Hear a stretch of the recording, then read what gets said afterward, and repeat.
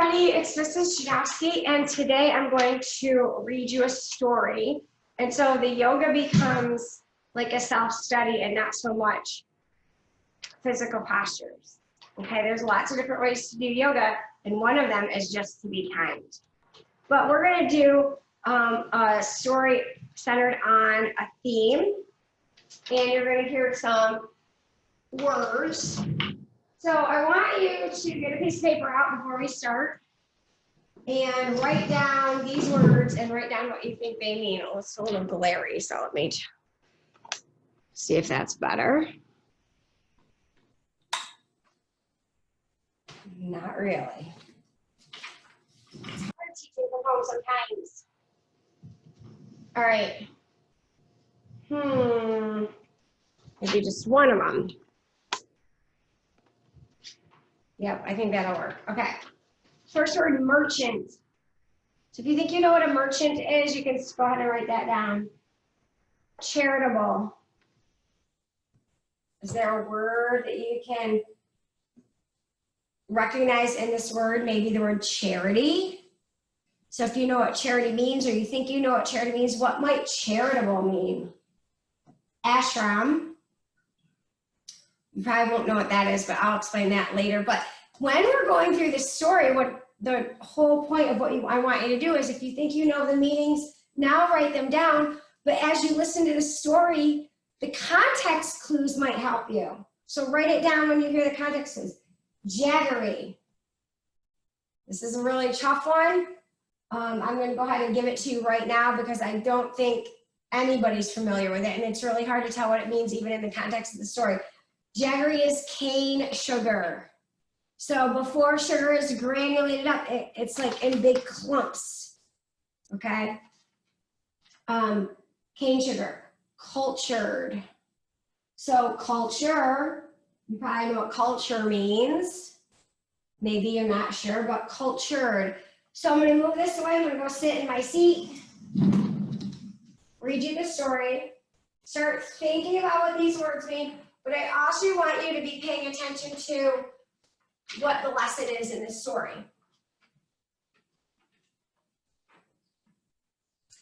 The story is called The Fragrance. In a small town lived a wealthy merchant. He was very kind and charitable. He had a son who had unfortunately fallen into a bad company. What could that mean? Think about it, into a bad company. Many times the merchant advised his son not to go with the bad company, but all in vain. Please do not advise me what to do, my father. I know what is good for me, and I know what to do, said the son. One day, a great saint came to the town. The merchant went to the saint, sought his blessing, and said, "My spoiled son is the only cause of my worry. Please help me." After a few moments of contemplation, the saint replied, "Send your son to my ashram tomorrow morning. I will talk to him." Next morning, the merchant sent his son to the ashram of the saint. There, the saint asked the son to pluck a rose flower from the garden of the ashram. The son did as asked by the saint. Then the saint asked the son, "Smell it and its fragrance, my son." The boy did so. And the saint showed the son a sack of wheat and said, "Keep the rose near the sack." The boy followed the instructions. After an hour, the saint asked the boy to smell the rose again. "How does it smell now?" the saint asked the boy. The boy smelled the rose and said, "It smells just as it did before." The saint said, "Now keep the rose near this sack of jaggery." The boy did so. After an hour, the saint asked the boy to smell the rose again. "Is there any change in the fragrance?" the saint asked the boy. "No, it smells as fresh as before," replied the boy. Then the saint said, "Boy, you should be like this rose, giving the fragrance to everyone but at the same time, not letting the bad smell rub onto you from anyone. Your good qualities are your strength. You should not lose them in bad company. The boy understood the saint's words and wisdom. I am grateful to you, O saint, for opening my eyes, said the merchant's son. From that day onwards, he was honest and charitable, like his cultured father. Okay, so let's go over the words and then we'll go over what that story meant. It's kind of applicable to some of us in school, when we're in school together. Merchant, somebody who sells something. Charitable, to be giving, right? So you have resources and you might have money or something and you don't need all what you have, so you are willing to share out with other people what you don't personally need. That's being charitable, okay? Giving to charities. Ashram. Ashram is really, you can think of it like the community center. It's a gathering place for people with like minds, or sometimes it can be considered like a church. But there again, people that go to a church have similar beliefs. So really it's a building or a structure where people that have similar ideas come together and they do whatever they do there. They have their meetings, stuff like that, an ashram. So it's just like a community, a place where like-minded community members gather. Jaggery, we discussed that. That is cane sugar.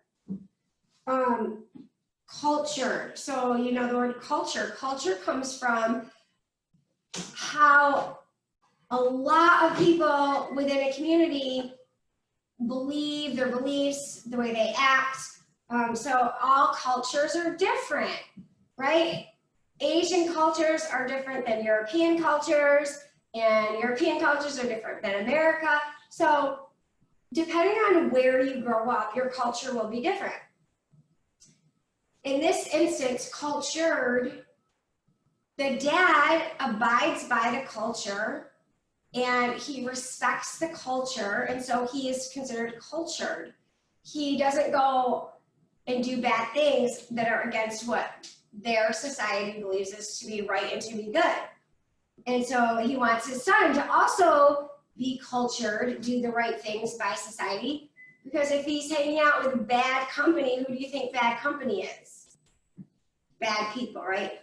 People that are not making good decisions. Maybe they're not bad as a person, but their decisions are bad. And when we make bad decisions, it doesn't just affect us. It affects lots of people. It's like a ripple effect.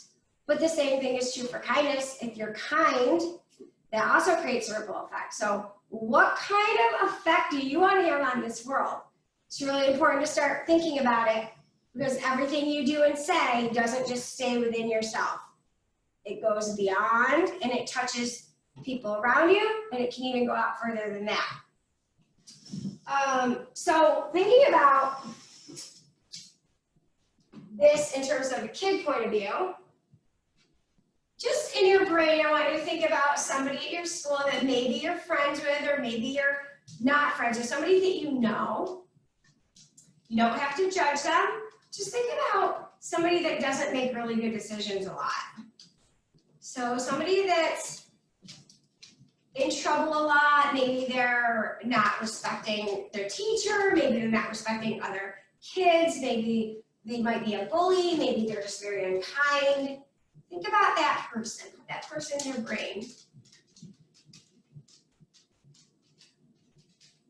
And now think about how, if you allow that person to like fix or transform the way you normally act just because you're hanging around them, then you're not being the rose.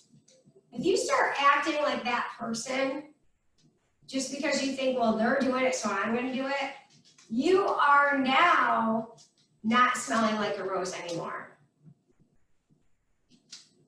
Even if somebody else is acting inappropriately, and even if you're around their inappropriateness, you need to stay smelling like a rose. You need to do your job to be kind, to help the community, to be caring. So don't let anybody else affect your strength, your good qualities. That's really what this story is about. And I think it's really, really applicable because lots of times kids will get sucked into all the bad things that are happening and they'll start following that. Be a leader. Be that rose amongst the fertilizer, if you know what I mean. All right, so thank you for joining me today for this portion of Stories in Serenity. And let's close our session. May I know my truth? May I see my truth? May I speak my truth? May I feel my truth?